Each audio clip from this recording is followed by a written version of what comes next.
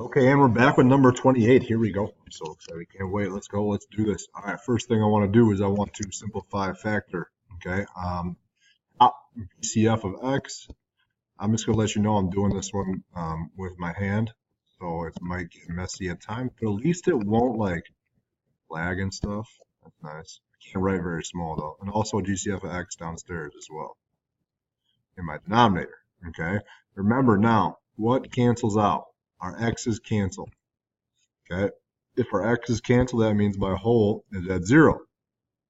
All right. To get my Y value of my whole, I have to plug 0 in. Okay. Plugging 0 in here. If I get 0 minus 24 over 0 plus 3. Well, this all goes away, right? So I get negative 24 divided by 3 to get negative 8.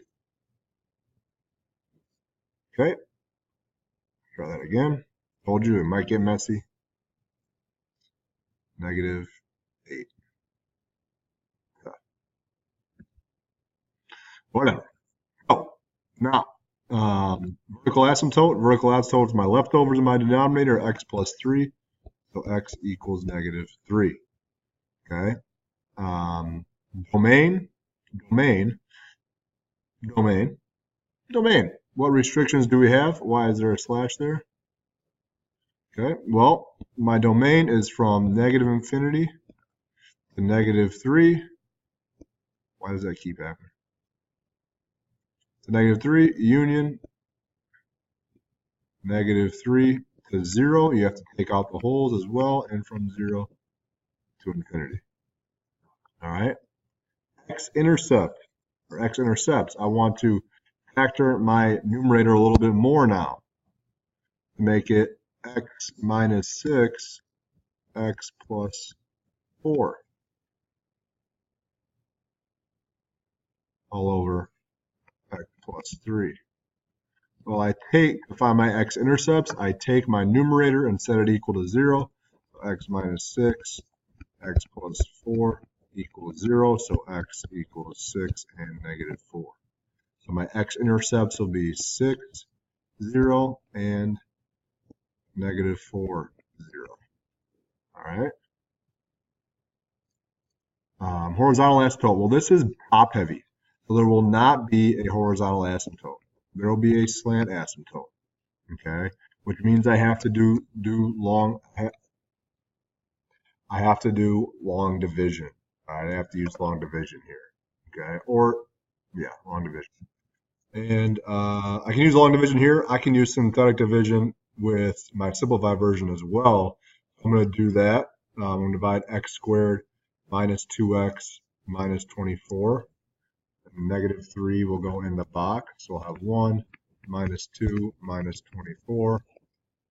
1 comes down. 1 times negative 3 is negative 3. Negative, remember, I add going down. So negative 2 plus negative 3 gives me negative 5. Negative 5 times negative 3, I get 15. Okay, the remainder here honestly doesn't matter, right? It doesn't matter. I mean, it's negative 9, but when I get my slant asymptote, I ignore the remainder. So my slant asymptote is 1, y equals x minus 5. Now, how do I know it's x? Well, x is 1 degree less than x squared. Okay, now we're going to graph what we know. I'm going to graph my slant asymptote first. All right, I'm going to go like this.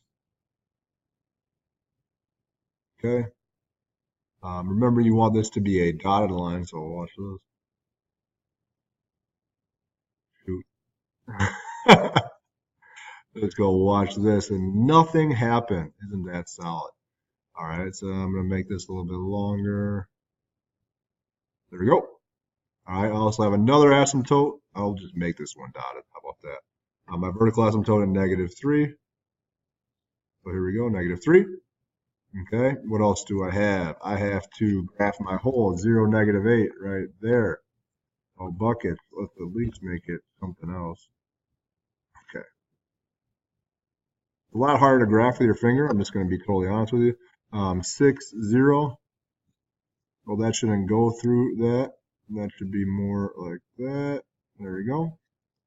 60 right here, right there. Okay, and then I have negative 40 as well, which is right there. All right, and look for the general shape. You can plug it in. Boom, boom. And this one shouldn't go through the hole. You should stop and make a break, but I mean, I can't do that with my finger. So we're just going to have to bat it. Next one. All right, suppose you invest. Okay, so we're doing an investment, so we have to use our compound interest formula. So I have two. All right, I have compound interest. And yes, you will be given these. And I have continuous. Okay, compound interest, P is my principal, it's my investment. R is the rate, N is the number of times compounded per year. P is time. All right, same thing here. R is rate, P is time, P is our principal arm. So we invest 27.50. 1 plus our rate is 6%. That's 0.06. Remember, you can just divide that 6 by 100. All right, N, it's compounded quarterly. So that's 4. 4 again. And how long? 7 years. Okay. If I plug this in, you want to be very careful. All right. I like to go piece by piece. I like to do 0.06 divided by 4. I like to go like this: 0.06 divided by 4, enter, plus 1, enter, to the 28th power, enter, times 2750. So often people make mistakes when plugging this in their calculator. I'd rather be safe than sorry. I don't know about you, but that's just my personal preference. I mean, I think when you were taught this, that Mythologus might have said to put it all in. You could also plug it all in right away. I mean, it's totally up to you. That's going to be my compounder quarterly for to save space. I'm just going to leave that like that. Okay. Now for our continuous, because the second part of the question says how much more money would you earn in interest if you had if your interest were compounded continuously. If we were compounded continuously. So again, here we go. E, remember, is a button in our calculator. I just press second ln through the 0.06 times 7 times 2750. Boom. So I get 4185.39. So to get how much more, I do 4185.39 minus 4172.36. Boom. $13. It's worth it. $13.03. That's totally worth it. That's a lot of McDonald's. You can get a lot of McDonald's at 13 bucks. I'm a Wendy's guy though, so I guess a lot of Wendy's too. Anyway, yep, for sure. I'm Wendy's. I prefer Wendy's over McDonald's. Just throwing it out there. I like Starbucks too. So if you're thinking about getting me a gift card at some point, I like Starbucks, but you don't have to give me a gift card. Obviously, it's up to you. But I'm just speaking out loud. All right, so condense it. All right, log. Okay. I have this. Means I can put it back up here. If I have a number in front, remember that means it was an exponent. I'm going to do this in 2 steps. All right, I have x plus 1 to the 1/4. If I have a double negative like this, a lot of people make this mistake. Anytime you subtract, whatever you're subtracting needs to go in your denominator. I'm subtracting y minus 2 to the 9th. I'm subtracting z to the 3/4. That all needs to go in the bottom. It needs to go in my denominator. I recognize also I only have log 1 operator out front. Don't have multiple logs written in your answer. Okay. Also, a lot of information. If I have a fractional exponent, that can be rewritten as a radical, like that. This is technically to the first power, right? The top is the first, the bottom is the root. Okay, it's my index. Y minus 2 to the 9th doesn't change, but I have a fractional exponent here. 4 is my radical, z to the third. Z to the third. Okay. Boom. Close her up. Expand. Oh, buckets. Should have thought this before. All right, we're going to expand with not much space. So here we go. I have a square root over everything, which means I need the 1/2 out in front right away. Okay. Log base 4 of x to the third minus log base 4 of y to the 6th minus log base 4 of z. All right, I'm going to bring this down.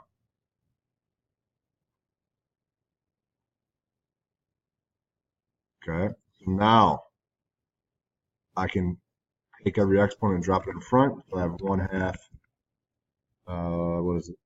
3 log base 4 of x minus 6 log base 4 of y minus log base 4 of z. Okay. After that, we need to distribute the 1/2 to everything. So it becomes 3 over 2 log base 4 of x minus 3, 6 times 1/2. 6 divided by 2 is 3 minus 1/2 log base 4 z. And boom, that's all. Let go. 32. 2! Here we go. I'm stoked. All right. So in 32, all right, this is our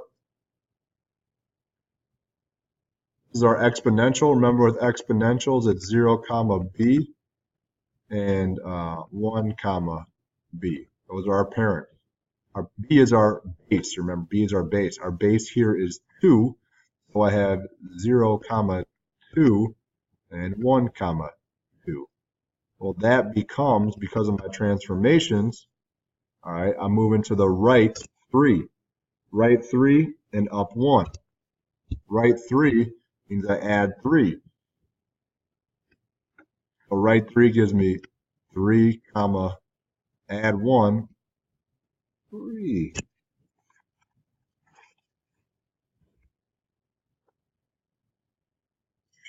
Hold on. I made a mistake. I got ahead of myself. It should be 0, comma 1. 0, comma 1. There we go. That should be a 2. I apologize. I got ahead of myself there. So anyway, we got a battle. Move 3 to the right. Okay. So 3, I get a 4, and up 1, I get 3. Okay. Graphing it. 3, comma 2, 3, comma 2, and 4, comma 3. All right. This is exponential, which means it's going to look like this. It's going to be the upward facing u, which means my domain will be negative infinity to infinity. Okay. My range is going to be affected. My asymptote of my parent function is y equals 0. If I move it up 1, it becomes y equals 1. So I know I have a dotted line at y equals 1. Okay. And then my range then has to be 1 to infinity. And then draw my graph. It's going to look something like that. All right. Intercepts. X-intercepts. Well, if you look at this here, look at our graph. This function will never cross the x-axis. All right, it'll never cross the x-axis. If I plug it in, okay, y-intercept, I'll plug in 0 for x, 2 to the 0 minus 3 plus 1, 2 to the negative third plus 1, 2 to the negative third is negative 1/8, plus 1 gives you 0, comma 7 over 8. All right, that's my graph. Okay, double checking my work again. Video number 5 of the day, so you're going to have to forgive me. This would be positive 1/8, which would make this 9 over 8. Okay, this 1 is 8 over 8, so that makes that 9 over 8. All right.